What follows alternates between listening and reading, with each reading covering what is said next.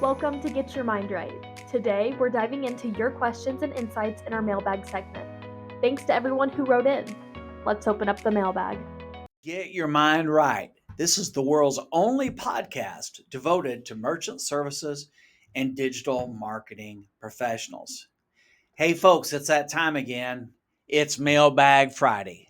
Welcome to Get Your Mind Right, the Mailbag Edition, where the questions are real and the answers are charged. Here's what's on tap for this episode.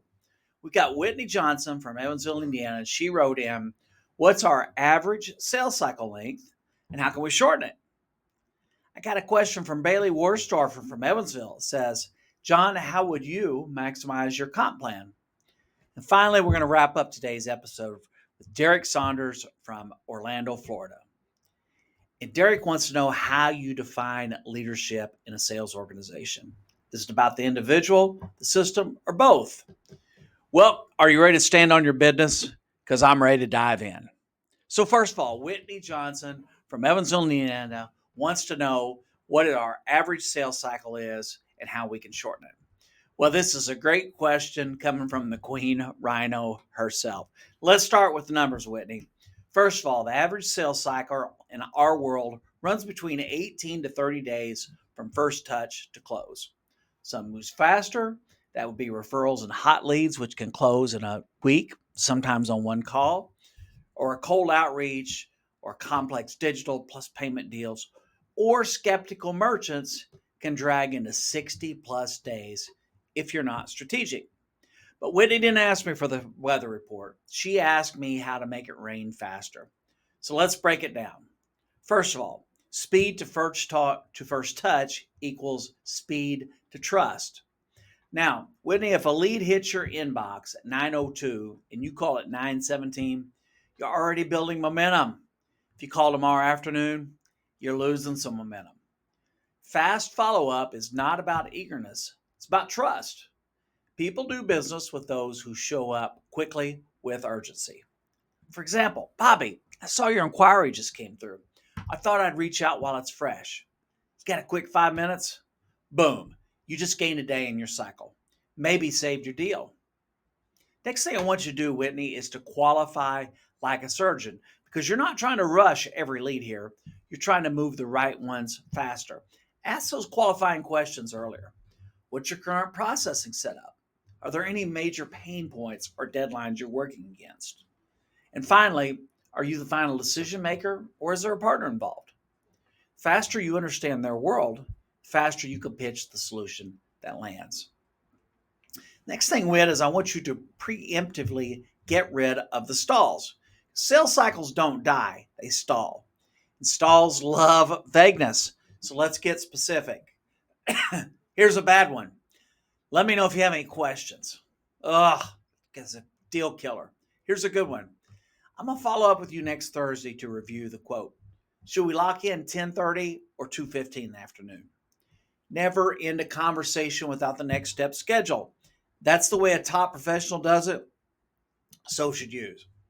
The next thing is to use two-win languages because merchants don't buy for what's good for you. They buy for what's good for them. So pitch the install or digital go live as a win for their calendar, not yours. Here's an example. Let's aim to get this live before month end. That way, you'll see your savings on your next statement and will hit your summer marketing window. Now, speeding up the sale, you're helping them move with purpose. Now, the bottom line is fast closers aren't necessarily aggressive. They're clear, they're confident, and they're structured. Whitney, you want a shorter sales cycle? Set the pace and make it easy for them to say yes. Thanks for that question, Whitney. Now, my next question comes from Bailey Worsdorfer from Evansville. And she says, John, how would you maximize your comp plan? Bailey, this is a great question. First of all, props for asking. This is what we mean when we say, don't work for a job, work a strategy.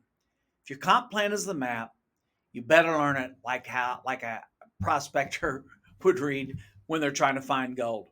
Here's a 5-part blueprint for getting every dollar off the table. And the first thing is, Bailey, understand the mechanics of the payout. Is your comp plan weighted toward hardware margins monthly residuals, digital setup fees or upsells, or bonuses on bundles. Too many reps hustle blindly without knowing where the real juice is. Dig in. Talk to your team leader or your ops lead. If you're getting 30% on SEO but only 10% on terminals, guess where your next appointment's going. Riz up your numbers with what pays the best. Now, the next thing I want you to remember, Bailey, is bundles equal big bucks. One solution is good, two is better. Three, now we're cooking with propane and ambition. Digital plus payments plus hardware equals higher tickets equals higher commission and residual for you. I'll give you an example, Bailey. Did you just sell them a digital or a dual pricing solution? Awesome.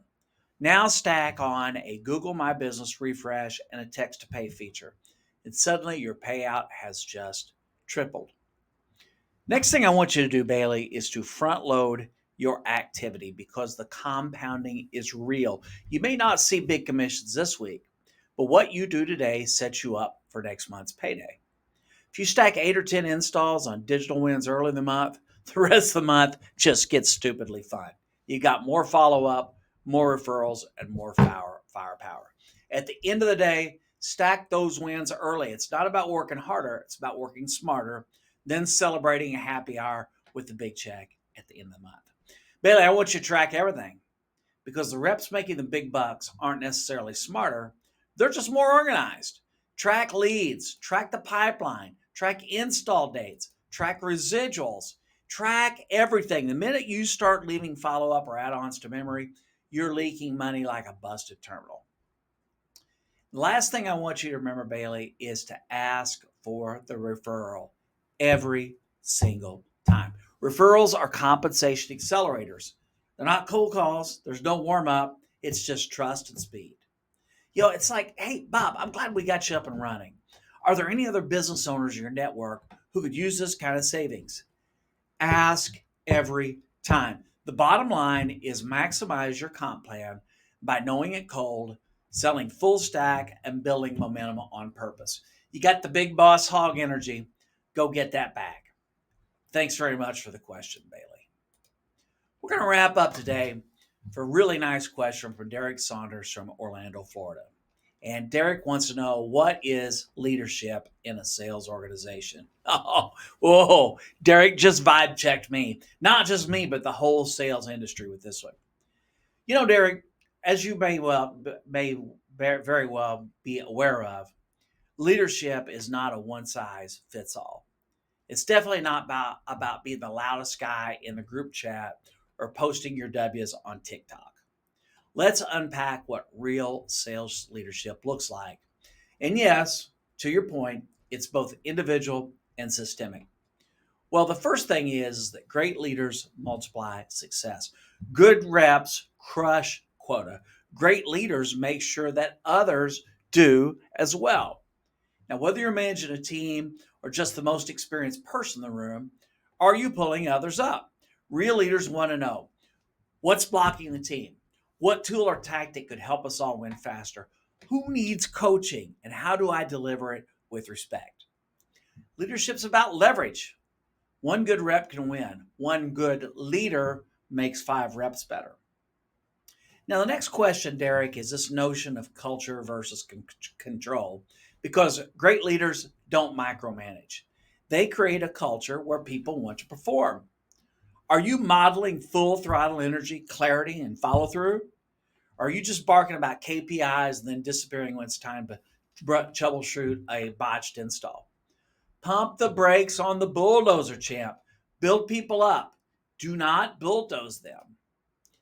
The next thing, Derek, is that systemic support is not optional. If you don't have a system that supports every rep, then you don't have a sales org. You got a leaderboard and a burnout factory.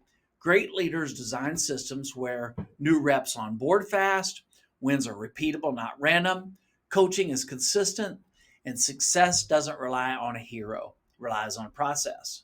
The goal here is scalable, sustainable growth. And yes, both can exist. To your question, is leadership about the individual or the system?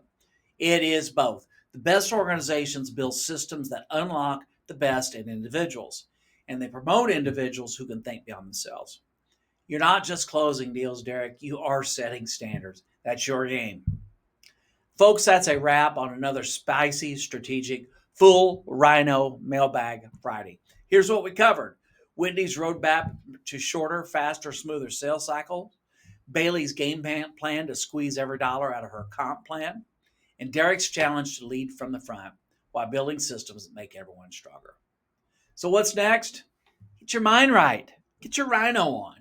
And go charge your goals like you got rhinoceros vision and nothing in your way. And hey, do me a favor. Share this, like this, smash that subscribe button like a dual pricing objection. I'll catch you next week here on Get Your Mind Right.